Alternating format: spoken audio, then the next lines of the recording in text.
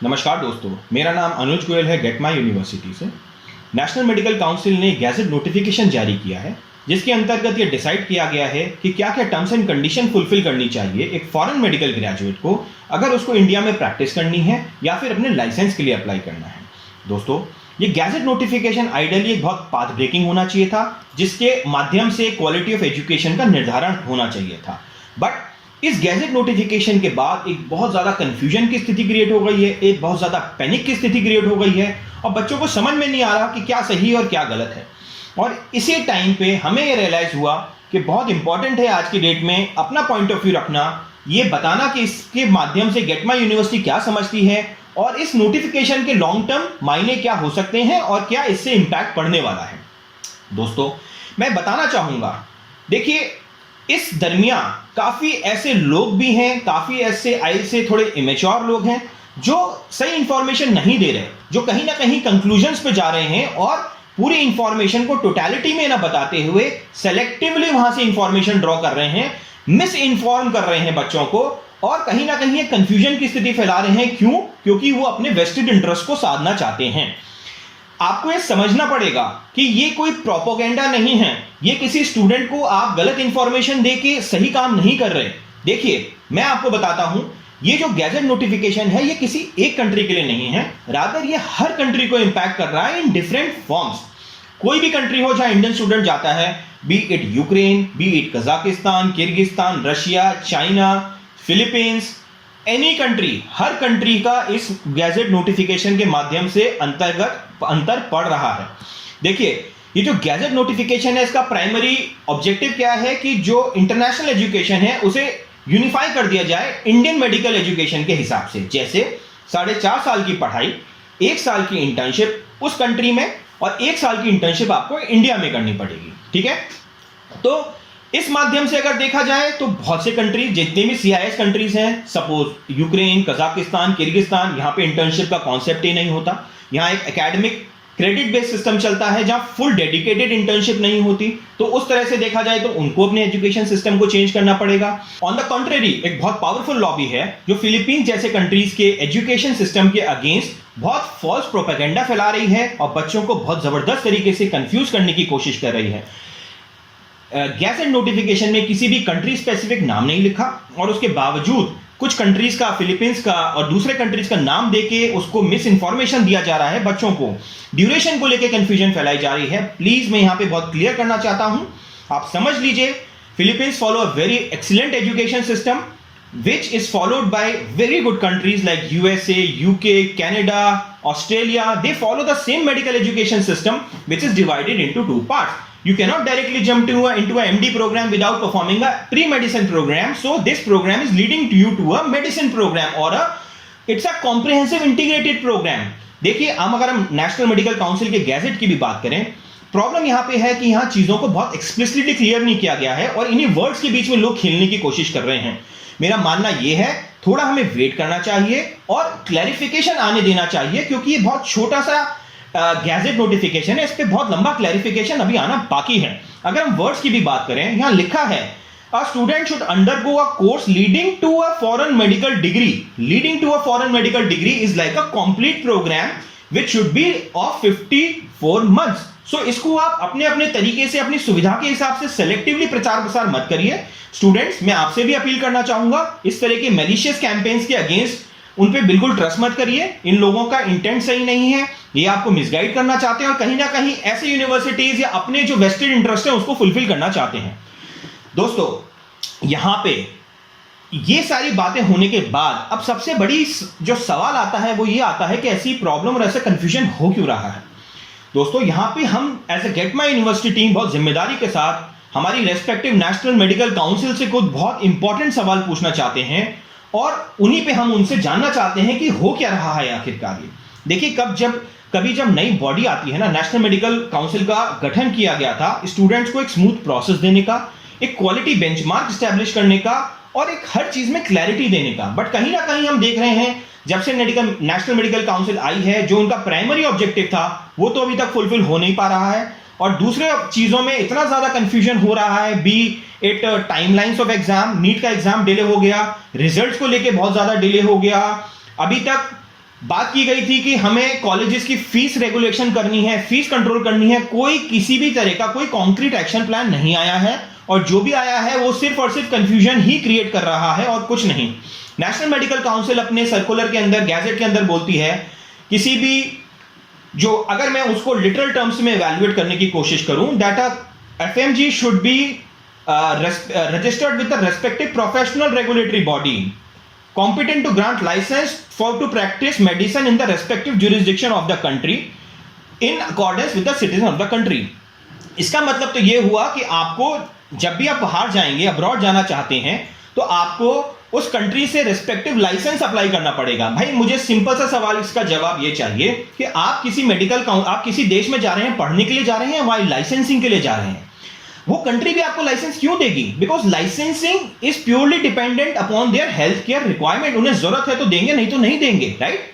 आप कैसे उस चीज को कोरिलेट करने की कोशिश कर रहे हैं? बॉस, आपका गठन किया गया था एक अपॉर्चुनिटी क्रिएट करने के लिए, पाथवे क्रिएट करने के लिए, प्रोसेस, सिस्टम और सॉल्यूशंस बनाने के लिए, और क्वालिटी एजुकेशन को इंप्रूव और अफोर्डेबल एजुकेशन बनाने के लिए। जब आप नीट का एग्जाम ले रहे हैं एज एंट्री लेवल, नेक्स्ट का एग्जाम आपने प्रपोज किया है कि हम एग्जिट लेवल पे लेंगे, तो आप यहां पे किसी स्टूडेंट को लाइसेंसिंग के लिए फिर क्यों बोल रहे हैं कि वहां से लाइसेंस लेके भी आओ? कहीं ना कहीं मुझे लगता है कि ये एक बहुत कॉम्प्लिकेट किया जा रहा है, और इसको लेकर हमें इस चीज को कहीं ना कहीं क्वेश्चन करने की आवश्यकता भी है। और मुझे लगता है दोस्तों, नेशनल मेडिकल काउंसिल की जो बेसिक ड्यूटीज थी यहां पे, वो थी एक ऑडिट मैकेनिज्म बनाने की। कुछ महीने पहले की बात है, एमसीआई की जो एक मेडिकल काउंसिल की लिस्ट थी, उन्होंने विड्रॉ कर लिया, और विड्रॉ करने के बाद उन्होंने उसका कोई सोल्यूशन नहीं दिया। उन्होंने बच्चों को उनके हाल पे छोड़ दिया कि आप खुद डिसाइड करो कि आपको क्या करना है। रादर हमारा मानना यह है, अगर नेशनल मेडिकल काउंसिल जिम्मेदारी से काम करती, तो इसी कंफ्यूजन को प्रिवेंट करने के लिए, लो क्वालिटी एजुकेशन को प्रिवेंट करने के लिए वो रेस्पेक्टिव गवर्नमेंट को लिख सकती थी। वो यूक्रेन गवर्नमेंट की मेडिकल काउंसिल को लिखती, वो चैड को लिखती, वो अलग अलग मेडिकल काउंसिल को लिखती कि आप हमें इन 10 पैरामीटर पे अपने अपने कॉलेजेस की बेसिक फैक्ट शीट बना के दीजिए, और वो फैक्ट शीट आप स्टूडेंट के सामने प्रस्तुत कर देते। फैक्ट शीट में क्या होता? फैक्ट शीट में होता कि भाई उसके एफिलिएशंस कैसे हैं, उसका एस्टैब्लिशमेंट क्या है, उसका world director of medical education में रजिस्ट्रेशन है कि नहीं है, इनटेक कैपेसिटी क्या है, फीस क्या है।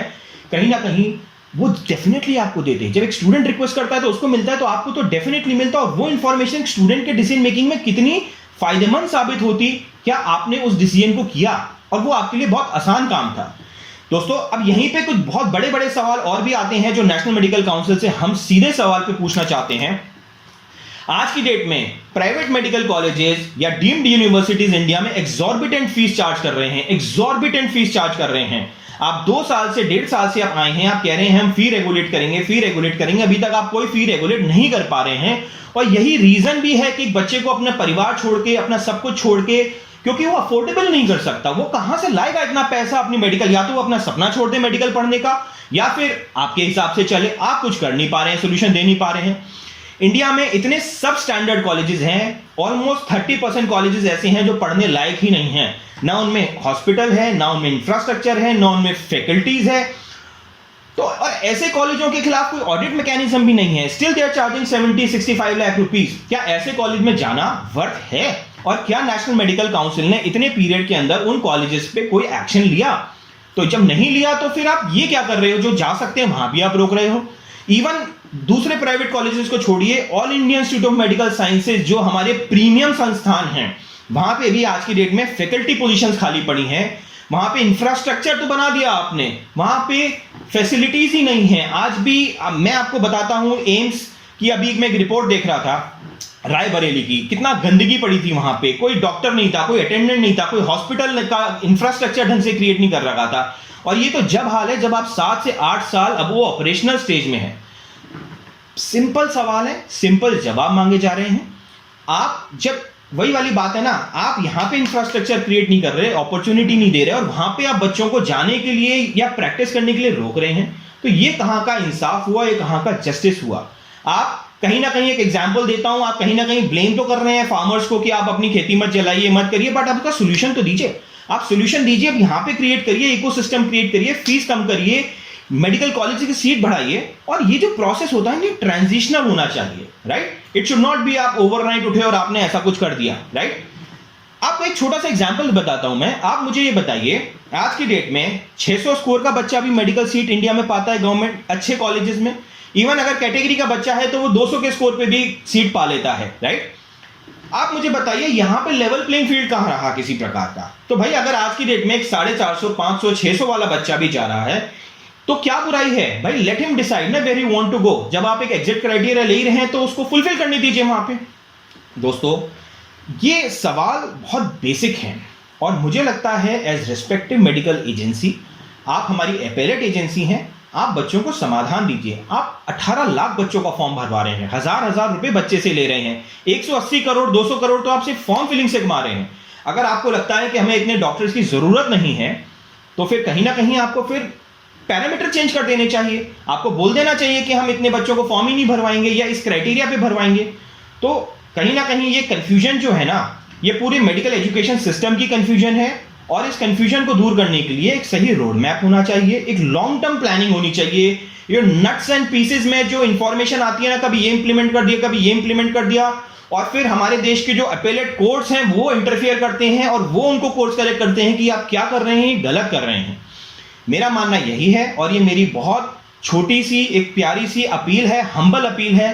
प्लीज यहाँ पे बच्चों का लॉन्ग टर्म फ्यूचर समझिए, आप उन्हें रास्ते दीजिए। कोई शौक नहीं है किसी बच्चे को इधर उधर जाने का, बच्चा जा रहा है क्योंकि उसे ऑप्शंस नहीं है। आप क्वालिटी निर्धारित करिए और डेफिनेटली इसका समाधान निकलेगा, इस तरह से कंफ्यूजन ना हो। दूसरी तरफ मैं उन फ्रेंड्स से, उन दोस्तों से, उन लोगों से, उन काउंसलर से अपील करना चाहूंगा, प्लीज अपनी जिम्मेदारी समझिए, सॉल्यूशन ओरिएंटेड अप्रोच अपनाइए, बच्चों को एक रास्ता दिखाइए, पूरा टोटलिटी में चीजें बताइए, गलत इंफॉर्मेशन मत दीजिए। आपके सेलेक्टिव प्रचार प्रचार से आप तो थोड़ा पैसा कमा लेंगे लेकिन बच्चों का फ्यूचर खराब हो जाएगा, ऐसा मत करिए।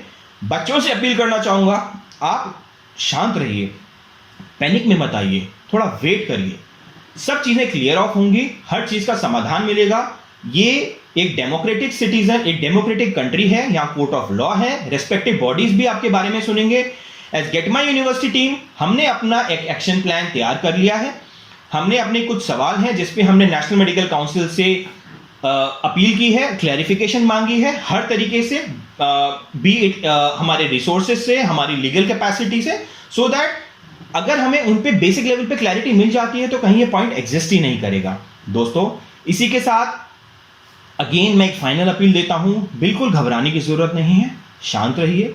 फालतू के जो आपको ये मैसेजेस और जो आ रहे हैं इनको बिल्कुल अवॉइड करिए। आपको अपना करियर देखना है ना, और अच्छे सोर्सेज पे बिलीव करिए और ट्रस्ट मी नॉट, थोड़ा सा टाइम दे दीजिए इस प्रोसेस को, आपको बहुत अच्छा सोल्यूशन मिलेगा और किसी बच्चे के साथ किसी कंट्री में कोई इनजस्टिस नहीं होगा। और ये जो लोग हैं ना, जो बैठे बैठे स्कीम बनाते रहते हैं, आज मैं किसी को सुन रहा था, वो किसी कंट्री के लिए 5 ईयर वाली कंट्री के लिए कह रहे थे कि 5 साल की पढ़ाई होगी, 1 साल की हम इंटर्नशिप करा देंगे और 1 साल का इंडिया में इंटर्नशिप, तो हमारी 7 साल की एजुकेशन हो जाएगी। मुझे ये समझ में नहीं आया, क्या ये वहां का लीगल सिस्टम चला रहे हैं, क्या वहां का एजुकेशन सिस्टम चला रहे हैं, या कुर्सी पे बैठे बैठे अपने 4 दीवारी के अंदर अंदर उन्होंने वहां का एजुकेशन सिस्टम डिफाइन करके बच्चों को बता दिया कि ये करो, ये हम आपको बता रहे हैं। कुछ नहीं होने वाला। आप सिर्फ अपने ऊपर कॉन्फिडेंस रखिए और अपने सिस्टम पे कॉन्फिडेंस रखिए। और नेशनल मेडिकल काउंसिल से मैं हाथ जोड़ के विनती करता हूं, प्लीज बच्चों के इंटरेस्ट में क्लैरिफिकेशन दीजिए और उनको अपॉर्चुनिटीज दीजिए। और इस एजुकेशन सिस्टम के, स्पेशली मेडिकल एजुकेशन सिस्टम जो बहुत पवित्र, बहुत पायस सिस्टम है, इसको सफाई करने के लिए और इसको क्लीन करने के लिए आप अपने जो बेस्ट इंटरेस्ट कर सकते हैं करिए। हम लोग आपका बहुत थैंकफुल रहेंगे, बहुत आभारी रहेंगे, दिल से रहेंगे। Thank you very much. Say hello to GMU, the one-stop shop for all your admission needs. We introduce you to the finest universities and help find the best fit based on your profile. We help with applications and assist with documentation, visas and even accommodation. With over a decade's worth of experience, 40 university partners in 10 countries worldwide and more than 5,000 satisfied students, GMU does it all. Fix a meeting with us today.